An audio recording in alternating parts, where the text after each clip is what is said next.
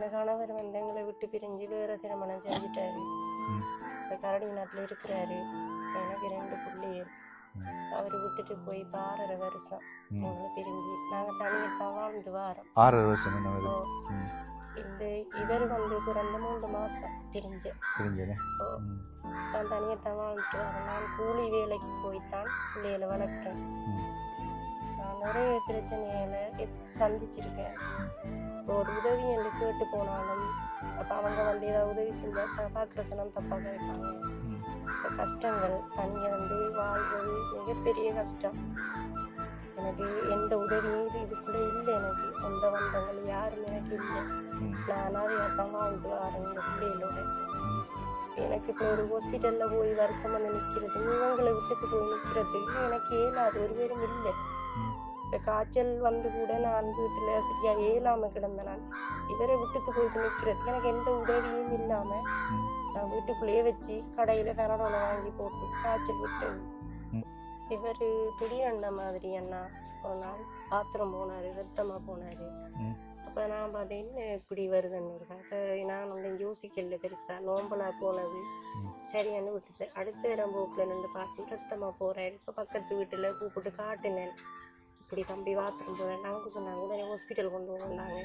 Hospital கொண்டு போக செங்கலடியில் வந்து அவங்க எதுவும் சொல்லலை. டக்குனு டவுனுக்கு ஏற்றிட்டாங்க. டவுனுக்கு ஹாஸ்பிட்டல்லையே அவங்க எதுவும் சொல்லலை. பிள்ளை கவனம்னு சொல்லுவாங்க. அடிக்கடி ப்ரெஷர் போட்டு பார்ப்பாங்க. ப்ரெஷர் நோம்பலாக இருக்கும், கவனம்னு சொல்லி 5 நாள் ஹாஸ்பிட்டலில் வச்சுருந்தாங்க. பிளட் வருதுன்னு சொன்னால் இங்கே பாருங்க, கிட்னிக்கு இருந்தால் பிளட் வந்துருக்கு.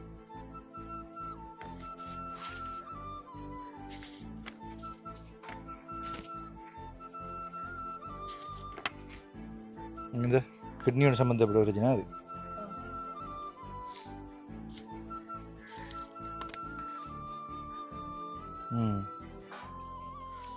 நீங்கள் கவனமாக பார்த்துக்கொள்ளுங்கம்மா. என்னென்னு சொன்னால் நீங்கள் கிளினிக் கொண்டு போங்க பிள்ளைய. கிளினிக் கொண்டு போகாமல் இருக்காதீங்க. இப்போ குழந்தை பிள்ளைங்க அவனுக்கு என்ன தெரியும், தாங்க முடியாத பிரச்சனைலாம் இருக்குது.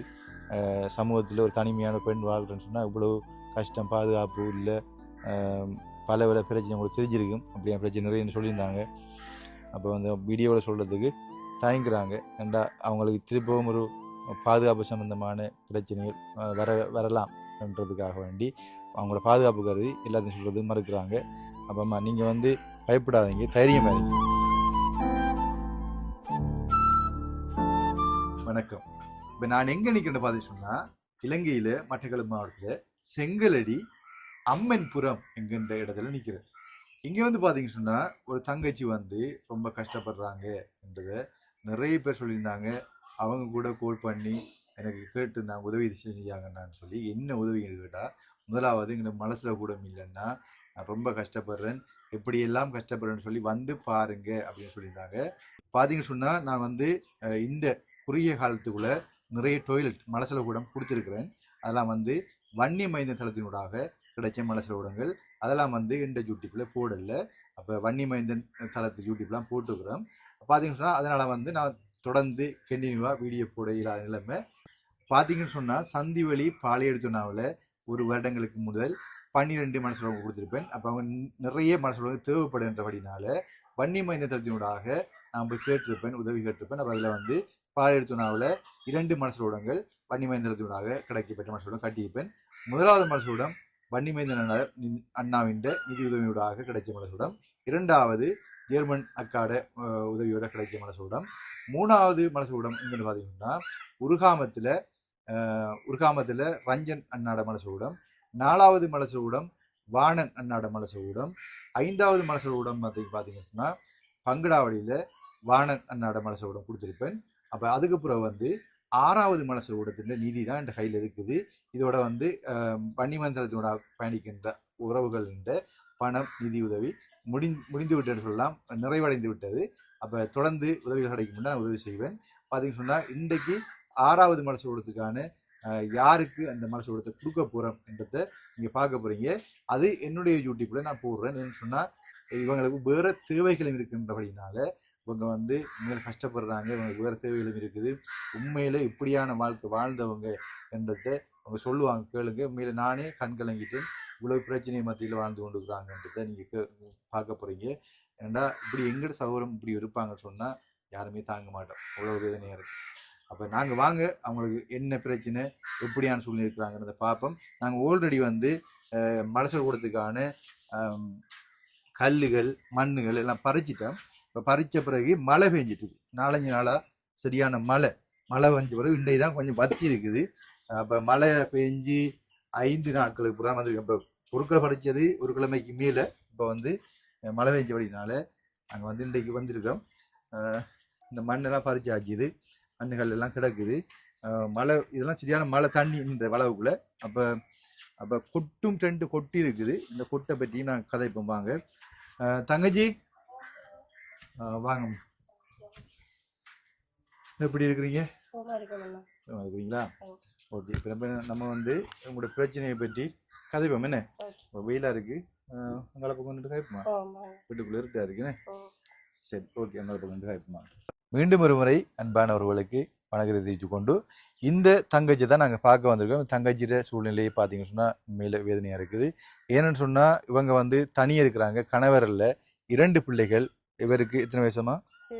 7 வயசு. இன்னும் ஒரு ஆளுக்கு இருக்காரு என்ன, அவருக்கு எத்தனை வயசு? 13 வயசு. அவர் எங்கே? ஹாஸ்டலில் படிக்கிறாரு என்ன. அப்போ நீங்கள் வந்து மொத்தமாக 3 பேர். உங்கள் பேர் என்னம்மா? புஷ்பாண்ணே. ஓகே, புஷ்பா. இப்போ உங்களோட மகண்ட பேர், மற்ற மூத்தாளுற பேர், இவர பேர்? மூத்த மகண்ட பேர் ருக்ஸான், இவர பேர் சாருகேஸ். சாருகேஸ். ஓகேம்மா. இப்போ வந்து உங்களோட வாழ்க்கையில் நீங்கள் இந்த நிலைமையில் தனியாக இருக்கிறீங்கன்னு, உங்களோட கணவர் எங்கே, கணவருக்கு என்ன நடந்தது, உங்களோட வாழ்க்கையில் என்ன நடந்ததை பற்றி விளக்கமாக சொல்லுங்கள். எங்களோட கணவர் வந்து எங்களை விட்டு பிரிஞ்சு வேறு திருமணம் செஞ்சுட்டாரு. இப்போ கரடி நாட்டில் இருக்கிறாரு. எனக்கு 2 பிள்ளைகள். அவர் விட்டுட்டு போய் 6.5 வருஷம் எங்களை பிரிஞ்சு நாங்கள் தனியத்தான் வாழ்ந்து வாரோம். 6.5 வருஷம். இந்த இவர் வந்து பிறந்த 3 மாதம் பிரிஞ்சேன். நான் தனியத்தான் வாழ்ந்துட்டு வரேன். நான் கூலி வேலைக்கு போய்த்தான் பிள்ளைகளை வளர்க்குறேன். கூலி தொழில் போனால் கடைக்கு ஒரு 500 ரூபா தருவாங்க. அந்த காசு எடுத்துட்டா நான் பிள்ளைகளை வளர்த்து வரேன். அப்போ கூலி வேலைக்கு கடைக்கு போகிறீங்க. அப்போ நீங்கள் உங்களோட கணவரை விட்டு பிரிஞ்சு 6 வருஷம். 6 வருஷம் என்ன காரணத்துக்கு அப்படி பிரிஞ்சவர்? அவருக்கு நம்மளோட இருந்து வாழை பிடிக்கல போல இருக்கு, அதனால அவர் பிரிஞ்சிட்டாரு. வாழை பிடிக்கலன்னா என்ன காரணம்? சண்டைகள் வந்ததா? இல்லை அவராகவே வேணாமன்னு சொல்லி பிரிஞ்சிட்டாரு. 2 பிள்ளைகள் இருக்கத்தக்கதா வந்து வேணாமண்டு. இப்போ இவருக்கு 3 எத்தனை மாதம்? 3 மாதத்தை விட்டு போனாருன்னு. அப்போ நீங்கள் அதுக்குரிய சட்ட நடவடிக்கை ஒன்று எடுக்கலையா? எடுத்தனாங்க, வழக்கு போய் கொண்டிருக்கேன். இங்கே வந்து ஒரு கடைக்கு கூலி வேலைக்கு போகிறீங்க. என்ன வேலைக்கு போகிறீங்க? நான் வந்து இந்த வடக்கடையில் வேலை செய்கிறேன். அந்த பாத்திரங்கள் கழுவி துப்புராக்கி கிழங்கெல்லாம் வெட்டி தருவாங்க, தோல் உரிச்சு கழுவி கொடுத்துட்டு வரனாங்க. 500 ரூபா சம்பளம் தருவாங்க. 500 ரூபா? ஒரு நாளைக்கு 500 ரூபா. காலையில் 8 மணிக்கு போய் 11:30 மணிக்கு வீட்டை வந்துடுவோம். வீட்டு வந்துடுவீங்க. கிழங்கு கடையில், வடக்கடையில் கிழங்கு வெட்டி கொடுக்குறீங்க. வடை சொல்றதுக்குள்ளேயே இல்லை, அவங்க அதெல்லாம் செய்வாங்க. அவங்க அந்த கிழங்கெல்லாம் வெட்டி கழுவி பாத்திரங்கள்லாம் கழுவி கூட்டி தொடச்சி அந்த வேலையை செய்கிறீங்க. ஓகே. அப்போ நீங்கள் வந்து இந்த இருக்கிற வளவு இருக்குது தானேம்மா, இந்த வளவு உங்களோட வளவா? உங்களுக்கு இந்த சமூகத்தில் எப்படியெல்லாம் பிரச்சனை சந்திச்சா? நீங்கள் வெளிப்படையாக ஒரு அண்ணாட்ட சொல்கிற மாதிரி சொல்லுங்க. நான் நிறைய பிரச்சனைகளை சந்திச்சிருக்கேன். இப்போ ஒரு உதவி என்று கேட்டு போனாலும் அப்போ அவங்க வந்து ஏதாவது உதவி செஞ்சால் பார்க்குற சனம் தப்பாக இருக்காங்க. இப்போ கஷ்டங்கள் தனியாக வந்து வாழ்கிறது மிகப்பெரிய கஷ்டம். எனக்கு எந்த உதவியும் இதுக்குள்ளே இல்லை. எனக்கு சொந்த பந்தங்கள் யாரும் எனக்கு இல்லை. நான் அதையாத்தான் வாழ்ந்து வரேன் பிள்ளைகளோட. எனக்கு இப்போ ஒரு ஹாஸ்பிட்டலில் போய் வருத்தம் வந்து நிற்கிறது, இவங்களை விட்டுட்டு போய் நிற்கிறதுக்கு எனக்கு ஏலாது, ஒரு பேரும் இல்லை. இப்போ காய்ச்சல் வந்து கூட நான் வீட்டில் சரியா ஏலாமல் கிடந்தேன். நான் இவரை விட்டுட்டு போயிட்டு நிற்கிறதுக்கு எனக்கு எந்த உதவியும் இல்லாமல் நான் வீட்டுக்குள்ளேயே வச்சு கடையில் ஃபெனடோலை வாங்கி போட்டு காய்ச்சல் விட்டது. அப்போ உங்களோட அம்மா அப்பாலாம்? எங்களோட அம்மா அப்பாலாம் செத்துட்டாங்க. அப்பா வந்து போராளியிலிருந்து அடிபட்டுட்டாரு. அம்மா வந்து 90ஆம் ஆண்டு பிரச்சனைக்குள்ள அந்த செல் விழுந்து கேம்பஸ்குள்ளே செத்துட்டாங்க, மோசம் வைத்தாங்க. அப்பா வந்து இயக்கத்தில் இருந்தவர். ஓ இயக்கத்தில் இருந்து எப்போ செத்தவர்? அவர் வந்து எனக்கு 3 வயசு ஆமான்னு சொல்றாங்க. அப்பாட இயக்க பேர் வந்து அம்மான். அம்மான். ஓ எங்களோட சொந்த இடம் கழுவங்கனி. கழுவங்கனின்னு. ஓ அம்மா வந்து செல் விழுந்து செத்தா? ஓ அம்மாவும் கழுவங்கனி, அப்பாவும் கழுவங்கனி. அம்மா எப்படி செத்தது? அம்மா வந்து 90ஆம் ஆண்டு பிரச்சனைக்குள்ள எங்கேயோ வேலைக்கு போக வந்தவங்களாம். வேலைக்கு போக வந்ததால அந்த டைம்ல பிரச்சனை அவங்களுக்கு இந்த மாறி நம்முடைய ஊருக்கு வரையலாது. அதுக்காக அவங்க எம்பசிக்கு தங்கியிருக்காங்க. அந்த 90ஆம் ஆண்டு பிரச்சனைக்கு செல் விழுந்து செத்துட்டாங்க அம்மா. செல் விழுந்து செத்தாங்க. ஓ அதுக்கு பிறகு உங்களை யார் வளர்த்தது? அம்மம்மா அவங்க வளர்த்து திரும்ப இங்கே செங்கலடியில் வீட்டு வேலையை கொண்டு விட்டாங்க. வீட்டு வேலைக்கு விட்டுவாங்க. நான் அங்கே வந்து 14 வயசு மட்டும் வீட்டு வேலை செய்தேன்னா. 5 வயசுல இருந்து? இல்லை 10 வயசுல இருந்து. 10 வயசுல இருந்து 14 வயசு வரைக்கும்? 14 வயசு வரைக்கும் அங்கே வீட்டு வேலை செய்து திரும்ப வந்து கூட்டிட்டு போயிட்டாங்க. 14 வயசாக வந்து கூட்டிட்டு போனவங்க வீட்டை. நான் அந்த உண்மையை சொல்லலாம், பிரச்சனை இல்லை. சொல்லுங்க. நான் இயக்கத்தில் போனேன். இயக்கத்துக்கு போய் ஓடி வந்தேன். நான் பயத்தில் எனக்கு போய் ஓடி வந்தா இவங்க அம்மம்மா அவங்களுக்கு போய் சொன்னாங்க. அவங்க ஏழாண்டுட்டாங்க கூட்டிட்டு வரத்துக்கு. பிறகு எனக்கு தெரியாது, என் ஹஸ்பண்டை சிட்டி தான் கித்துள்ள வச்சிருந்தாங்க. இவங்க தானே இவரை பார்த்து கட்டுறையாண்டு இருக்க சரியாண்டு நான் ஒத்துக்கொண்டு இவங்களோட அப்பாவை. அவங்களா பார்த்து ஒரு ஆம்பளை பார்த்து கட்டி வச்சுக்கிறாங்க, இந்த பொடினை கட்டுன்னு சொல்லி. அந்த பொடினுக்கு பிறந்த பிள்ளைகள் தான் இவங்க. அப்போ மூத்தாள் வந்து இப்போ இவங்களால் பராமரிக்க முடியாத காரணத்தினால மூத்தாளை வந்து ஹாஸ்டலில் விட்டுருக்குறாங்க. இப்போ இவர் வந்து இவையோட வச்சுக்கிறாங்கன்னு சொன்னால் இவருக்கு ஒரு வருத்தம் இருக்குது. இவரை வந்து ஹாஸ்டலில் சேர்க்க முடியாது. இவருக்கு ஒரு வருத்தம் ஒன்று இருக்குது. என்ன வருத்தம்மா? இவர் திடீர்ந்த மாதிரி அண்ணா ஒரு நாள் பாத்ரூம் போனார், ரத்தமாக போனார். அப்போ நான் பார்த்தீங்கன்னா இப்படி வருதுன்னு இருக்கேன். நான் வந்து யோசிக்கல பெருசாக, நோம்பலாக போனது சரியானு விட்டுட்டேன். அடுத்த இடம் போக்கில் நின்று பார்த்து ரத்தமாக போகிறாரு. இப்போ பக்கத்து வீட்டில் கூப்பிட்டு காட்டினேன், இப்படி தம்பி பாத்ரூம் போகிறேன். அவங்க சொன்னாங்க உடனே ஹாஸ்பிட்டல் கொண்டு போகலாங்க. ஹாஸ்பிட்டல் கொண்டு போக செங்கலடியில் வந்து அவங்க எதுவும் சொல்லலை. டக்குனே டவுனுக்கு ஏற்றிட்டாங்க. டவுனுக்கு ஹாஸ்பிட்டல்லையும் அவங்க எதுவும் சொல்லலை. பிள்ளை கவனம்னு சொல்லுவாங்க. அடிக்கடி ப்ரெஷர் போட்டு பார்ப்பாங்க.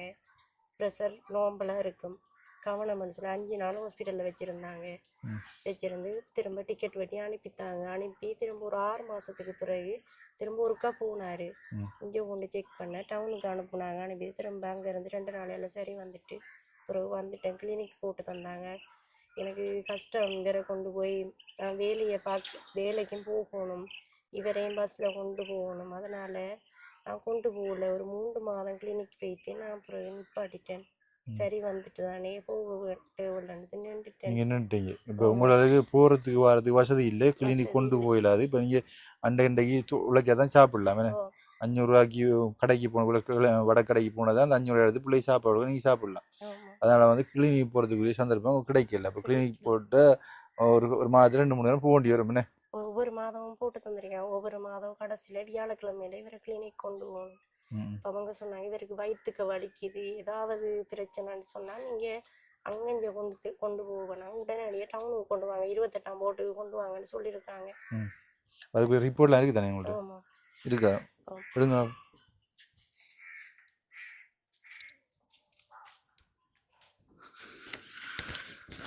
ஓகே, ரிப்போர்ட் எடுத்து வச்சுருந்தோம் இந்த காட்டுறதுக்கு.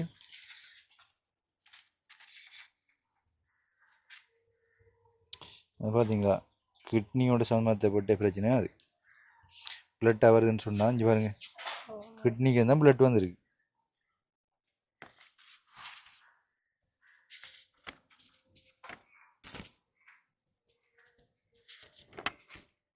இந்த கிட்னியோட சம்மந்தப்பட்ட பிரச்சனை அது.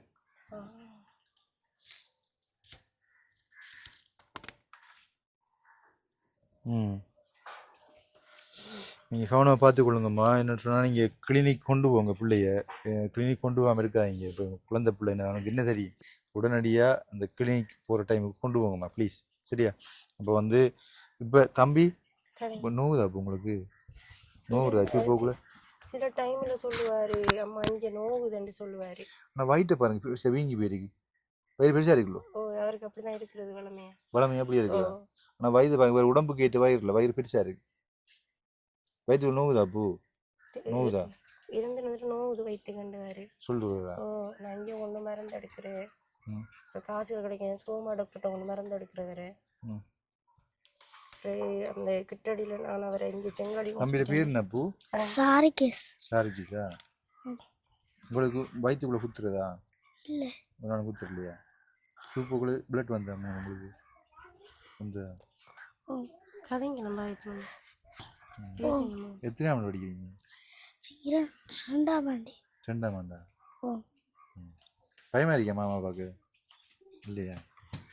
சரி, ஓகே. பார்த்தீங்க சொன்னால் பிள்ளைக்கு வந்து ஏதோ ஒரு பிரச்சனை இருக்குது, கிட்னி சம்மந்தப்பட்ட பிரச்சனை. அந்த பிள்ளையின் ஜூரினோட பிளட் வந்துருக்குது. அப்போ கிளினிக்கு போகிறதுக்கு கூட சந்தர்ப்பம் கிடைக்கல. அவங்க ஒரு நாளைக்கு 500 ரூபாண்டா பிள்ளையை படிப்பிக்கணும், பிள்ளைக்கு சாப்பாடு கொடுக்கணும். அப்புறம் மற்ற பிள்ளை ஒன்று இருக்குது, கொச்சலில் விட்டுறாங்க, பராமரிக்கிறதுக்கு கஷ்டத்தில் கொச்சலில் விட்டுக்கிறாங்க. என்ன நிற்க கையிலாம இருக்கப்ப நீங்கள் போய் அவருக்கும் சாமான்கள் வாங்கி கொடுக்கணும் மாதம் மாதம். பண்ணி கொடுக்குறது சோப்பு, சிக்னல், இந்த உடைகள் எல்லாம் அவருக்கு உடுப்புகள் முழுதும் வாங்கி கொடுக்குறது. ஆமாம், காசு கட்டுறல சாமான் அந்த ஒவ்வொரு மாத பொருட்கள் அவ்வளவு வாங்கி கொடுக்கணும். ஆமாம். சரி, இப்போ வந்து உங்களுக்கு மனசில் கூட மட்டும் கேட்ட நீங்கள். சரி, அப்போ மனசில் கூட நான் காட்டி கொடுக்க போகிறேன். பண்ணி வேந்த தளத்தினோட கிடைக்கிற மனசில் கூட நான் அந்த மனசில் கூட கட்டி கொடுக்க போகிறேன். ஓகே, பார்த்தீங்கன்னு சொன்னால் ஒரு பெண் வந்து எப்படியெல்லாம் கஷ்டப்படுறாங்கன்ற விடயத்தை தனிப்பட்ட ரீதியில் ஃபோன் பண்ணும்போது எவ்வளோ பிரச்சனைகளை சொல்லியிருந்தாங்க. இப்போ வந்து அவங்க சொல்கிறதுக்கு வெக்கப்படுறாங்க. சில பிரச்சனைகள் அவங்களுக்குள்ளே தாங்க முடியாத பிரச்சனைலாம் இருக்குது.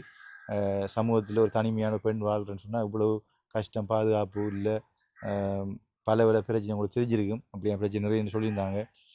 அப்போ வந்து வீடியோவில் சொல்கிறதுக்கு தயங்குறாங்க. ஏண்டா அவங்களுக்கு திருப்பவும் ஒரு பாதுகாப்பு சம்பந்தமான பிரச்சனைகள் வரலாம்ன்றதுக்காக வேண்டி அவங்களோட பாதுகாப்பு கருதி எல்லாத்தையும் சொல்கிறது மறுக்கிறாங்க. அப்போம்மா நீங்கள் வந்து பயப்படாதீங்க, தைரியமாக இருங்க, ஒன்றுக்கும் பயப்படக்கூடாது, தைரியமாக இருங்க. உங்களோட வாழ்க்கையை உங்களோட கையெல்லாம் வச்சுக்கிடுவோமே. யார் வந்தாலும் தைரியமாக நின்று போஸ்டாக நிற்கணும், சரியா? அப்போ மட்டும் வந்து உங்களுக்கு என்ன தேவை இருக்கும்? அப்போ நாங்கள் எங்கள்கிட்ட என்ன உதவி எதிர்பார்க்குறீங்க?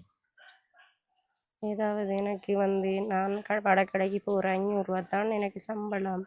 அதுக்குள்ளால நான் இவரை படிப்பிக்கிறத பார்க்கணும். அவருக்கு மாதம் மாதம் சாமான் வாங்கி கொண்டு கொடுக்கணும், அவருக்குரிய சாமான்கள் முழுதும் வாங்கி கொண்டு கொடுக்கணும். எனக்கு ஏதாவது வாழ்வாதார உதவிகள் ஏதாவது பெற்று தந்தா எனக்கு நல்லா. வேற எங்கே கிளினிக் கொண்டு போகிறது கஷ்டம், அதனால வேற கிளினிக்கையும் கட் பண்ணிட்டேன். வேற இந்த வீடு எனக்கு ஒழுகுது.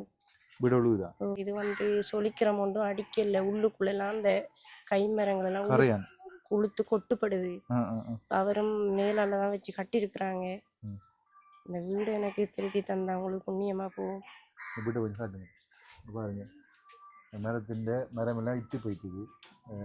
உள்ளுக்குள்ளெல்லாம் ஒழுகுது, அந்த இப்படி கட்டிருக்க கட்டுவால ஒழுகுது தண்ணி. அங்க உள்ளுக்கே இத்து போய்த்து. வெளியில பார்க்கும்போது மரமெல்லாம் இத்து போயிட்டு விளங்குதாங்க. இப்போ பார்ப்பேன் நம்ம. Okay right. ஓகே, இப்போ வந்து உங்களுக்கு மனசில் கூடம் கட்டுறதுக்கு நாங்கள் வந்து எல்லா பொருட்களும் பறிச்சிருக்கிறோம், சரியா? இப்போ வந்து மனசில் கூடம் கட்ட தொடங்கினது பிறகு உங்களுக்கு என்ன பிரச்சனை வந்தா? பிஹெச்ஐ வந்து பார்த்தவங்க பார்த்து அப்ரூவல் எடுக்க சொன்னாங்க. இடமெல்லாம் காட்டிட்டு போயிட்டாங்க. பிறகு இந்த இது பிட்டு கட்டுறதுல பெரிய பிரச்சனையாக இருந்துச்சு. நிறைய பிரச்சனைகளை சந்தித்தேன் மனசில் உடன் கட்ட தொடங்கினதுல இருந்து. அப்போ அவங்க சொன்னாங்க, இப்போ பிட்டு கட்டுனா பிரச்சனை வரும், கட்ட வயசு இது இடவசதி இல்லைண்டாங்க. நான் நிறைய பிரச்சனைகளை சந்தித்தேன் நான் அந்த டொய்லெட்டு பிட்டு கட்டுறதால. ஓகே, நானும் இந்த பிரச்சனையை அறிஞ்சு கொண்டு நான் என்ன சொன்னால் பிஹெச்ஏ வந்து ஒரு இடத்த காட்டிட்டு போயிருந்தார். அந்த இடத்த காட்டிட்டு போயிருந்தார். அதுக்கு பிறகு வந்து அப்ரூவல் கொடுக்குறதுக்கு கொஞ்சம் டிலே ஆனது. அப்போ என்ன பிரச்சனைக்கு வந்து வெள்ளம் பிடிக்கிற இடம், கல்லுகள் நாங்கள் பறிச்சிட்டோம், கல்லால் கட்டி சரி வராது, கொட்டு பதிக்கணும் என்று போட்டு இப்போ கொட்டு இறக்கி இருக்கிறாங்க. இப்போ இது வந்து எஸ்டிமேட்டை விட கூட போகும், கொட்டுக்கெல்லாம் சிலவெல்லாம் பார்த்தா எஸ்டிமேட்டை கூட போகும். பார்த்தீங்கன்னு சொன்னால் இந்த லொக்கேஷன் தான் உங்களுக்கு பிஹெச்சி காட்டினவருன்னு, இந்த இடம் தான் காட்டினவர். அப்போ பிஹெச்ஐ வந்து எனக்கும் சொல்லியிருந்தாரு, நான் ஆல்ரெடி லொக்கேஷன் காட்டித்தேன், இந்த பாருங்கள், இது வந்து இதான் கொட்டு. இந்த கொட்டை நாங்கள் பதிக்கணும். என்ன சொன்னால் தண்ணி நிற்கிறபடியினால இந்த கொட்டை நாங்கள் பதிக்கணும். கொட்டை பதிச்சா ஒரு பக்கத்து வளவுகளுக்கு பிரச்சனை வராது. அப்போ இது வந்து 4 அடி கொட்டு, 4 அடி என்று சொல்லுவோம். 2 கொட்டவங்களும் 8 அடி வரும். 8 அடிக்கு மேலே வந்து நாங்களும் 2 அடி கட்டுவோம். அப்போ மொத்தமாக வந்து 10 அடி ஆழத்தில் இந்த குழி அமைய போகுது. அப்போ யாருக்குமே இந்த பிரச்சனையும் வராது. அப்போ அந்த வகையில் பிஹெச் சொல்லியிருந்தார், கொட்டு பதிச்சா இந்த பிரச்சனையும் வராது அப்படின்னு சொல்லி இடத்தையும் காணி இங்க இருந்தா பார்த்து போனவர் ஓ இதுதான் இதுதான் இதுதான் காட்டினவர் ஓ இவர்தான் காட்டினவர் இந்த வளவு இதுக்கெல்லாம் காட்டினவர் இவர்தான் காட்டினவர் ஓ. ஓகே இவரத்தை வந்து அவர் எனக்கு சொல்லியிருந்தாரு நான் இடத்தை காட்டிட்டேன் நீங்க அவரத்தை குழியை காட்டுங்க நான் அப்புறம் கொடுக்குறேன்னு சொல்லியிருந்தாரு அப்ப இன்னொருக்கா அவருக்கு கால் பண்ணி கதைப்போம் என்ன ஆமா இன்னொருக்கா நாங்க வீடியோல கால் பண்ணி காய்ச்சிடுவோம்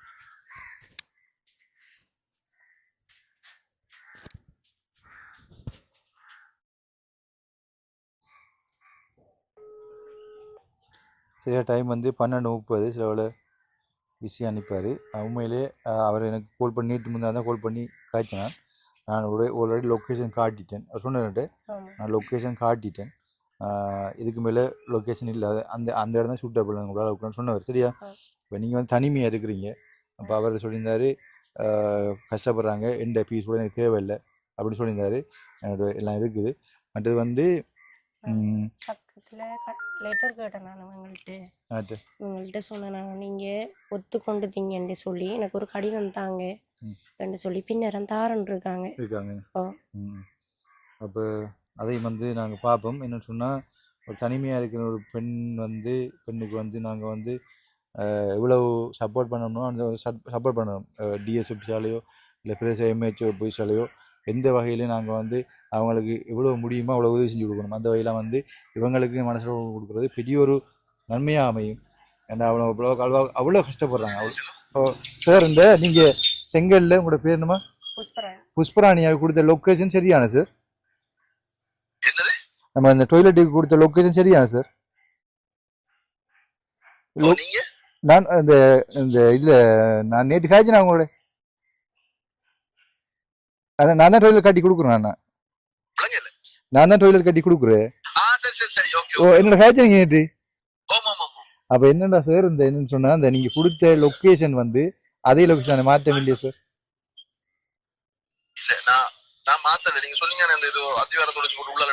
ஓமா ஓமா ஓமா அவர் தான் எடுத்துருக்காங்க நீங்க காட்டின லொக்கேஷன் கொட்டு பாதிக்க அப்புறம் சொன்னா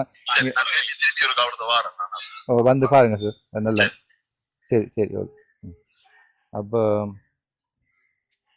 அவரோட ஹாஜாஜியானே இப்போ அதுவும் நமக்கு ஒரு எவிடன்ஸாக இருக்கும் இப்போ வந்து நாங்கள் வந்து செய்கிறது வந்து எப்பயும் வந்து நேர்மையாக இருக்கணும் நிறைய தடைகள் எத்தனையோ தடைகளை தாண்டி தான் இவங்க வந்து டாய்லெட்டை கட்டி எடுக்கிறாங்க எத்தனையோ பிரச்சனை ஒரு தனிமையாக இருக்கிற பெண்ணை வந்து எவ்வளோ கஷ்டப்படுத்த முடியுமோ அவ்வளோ கஷ்டப்படுத்திக்கிறாங்க இந்த டாய்லெட் கொடுக்க பொருட்கள் பறிச்ச பிறகு அப்போ எல்லாத்துக்கும் வந்து ஒரு நீதியை வந்து நாங்கள் எந்த வகையில் பெற்றுக்கொள்ள முடியுமோ அதை பெற்றுக்கொள்வோம் சரியா ஒன்று யோசிக்கக்கூடாது பார்க்கின்ற உறவுகளும் வந்து அதுக்குரிய இந்த உங்களுக்கு ஒரு நீதியை நாங்கள் எந்த வகையில் பெற்றுக்கொள்ள முடியுமோ அந்த வகையில் எங்கே வரைக்கும் நாங்கள் போகிறது தயாராக இருக்கிறோம்ன்றதை தெரிஞ்சுக்கொள்கிறோம் என்ன சொன்னால் இவ்வளவு ஒரு ஒரு சாதாரணமாக ஒரு மனசூடம் அத்தியாவசியமானது அந்த அந்த மனசூடம் கட்டுறதுக்கு இவ்வளோ ஒரு சவால்களை தாண்டி இவ்வளோ ஒரு பிரச்சனைகளை அதெல்லாம் வந்து மிகவும் ஒரு கொடூரமான ஒரு செயல்பாடுகள் ஒரு பெண்ணை வந்து கஷ்டப்படுத்துறது அவங்க சட்ட நடவடிக்கைக்கு போகலாம் பொலிசிக்கும் போகலாம் நீதிமன்றத்துக்கு நாடி போகலாம் தனியாக இருக்கிறாங்க கஷ்டப்படல ஓடையிலாண்டு போட்டு இல்லை சொல்லி கொட்டி இருந்தாங்க உண்மையில் அது பயங்கரமான ஒரு